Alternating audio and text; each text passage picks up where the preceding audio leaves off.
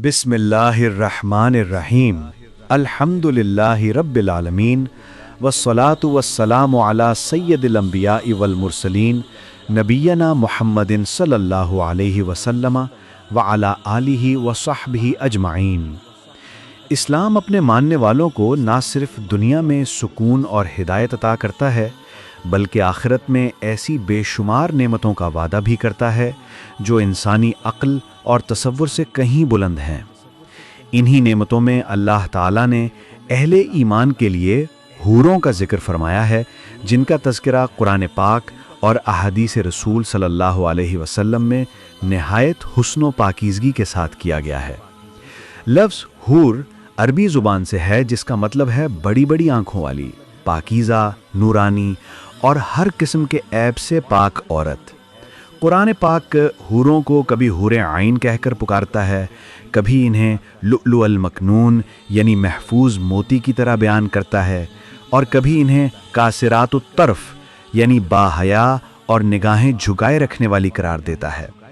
सूरतुल वाक़िया में इरशाद है कि अहले ईमान के लिए हूरें होंगी जिनकी आंखें बड़ी और खूबसूरत होंगी।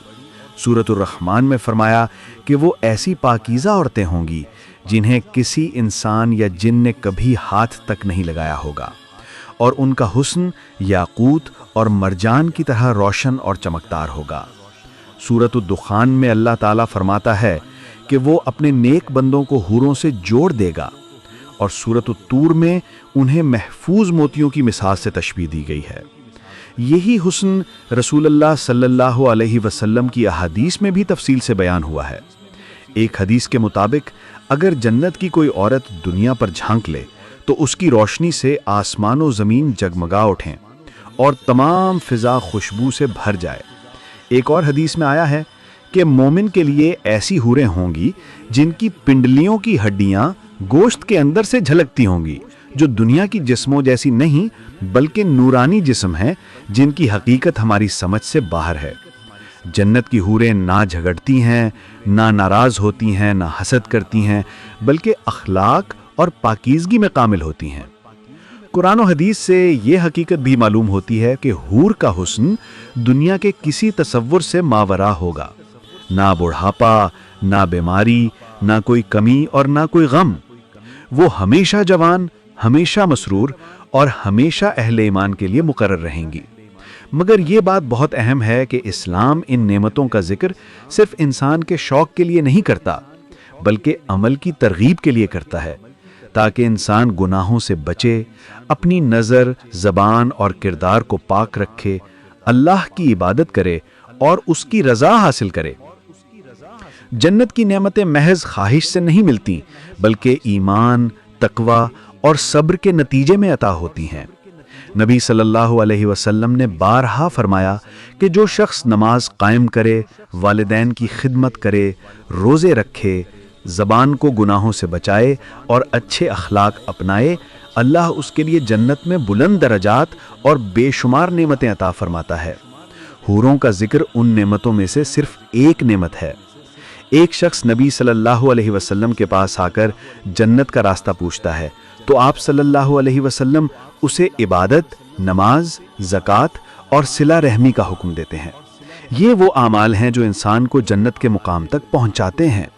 यहाँ एक और अहम हकीकत भी है जिसे अक्सर लोग नहीं जानते कि जन्नत की नेक औरतें यानी दुनिया की ईमानदार ख़वातीन हूरों से कहीं ज़्यादा बुलंद मुकाम और ज़्यादा बेहतरीन हुस्न वाली होंगी। नबी सल्लल्लाहु अलैहि वसल्लम ने फरमाया कि जन्नती औरतें हूरों से अफजल होंगी क्योंकि वो दुनिया में ईमान, सब्र, इबादत और आजमाइशों से गुजर कर जन्नत की हकदार बनती हैं, जबकि हूरें तो पैदाइश ही से जन्नत में होती हैं। इसलिए इस्लाम औरत को सबसे ज़्यादा इज्जत देने वाला दीन है। जन्नत की नेमतें ऐसी हैं जिन्हें ना किसी आँख ने देखा, ना किसी कान ने सुना और ना किसी दिल में उनका हकीकी तसव्वुर आया।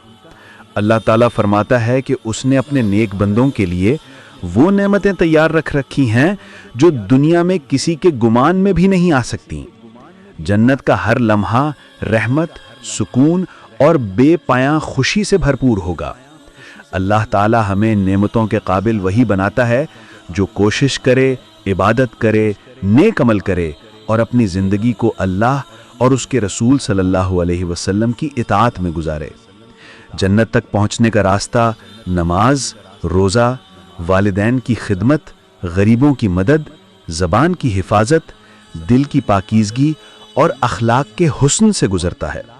یہی وہ اعمال ہیں جو انسان کو نہ صرف جنت کے قابل بناتے ہیں بلکہ حوروں سمیت تمام جنتی نعمتوں کا وارث بنا دیتے ہیں۔ آخر میں اللہ تعالیٰ سے دعا ہے کہ وہ ہمیں ایمان پر قائم رکھے، ہمارے دلوں کو پاک رکھے، ہمارے اعمال کو بہتر کرے، ہمیں گناہوں سے محفوظ رکھے اور جنت الفردوس کی ان نعمتوں کا مستحق بنائے جن کا اس نے وعدہ فرمایا ہے۔ آمین یا رب العالمین۔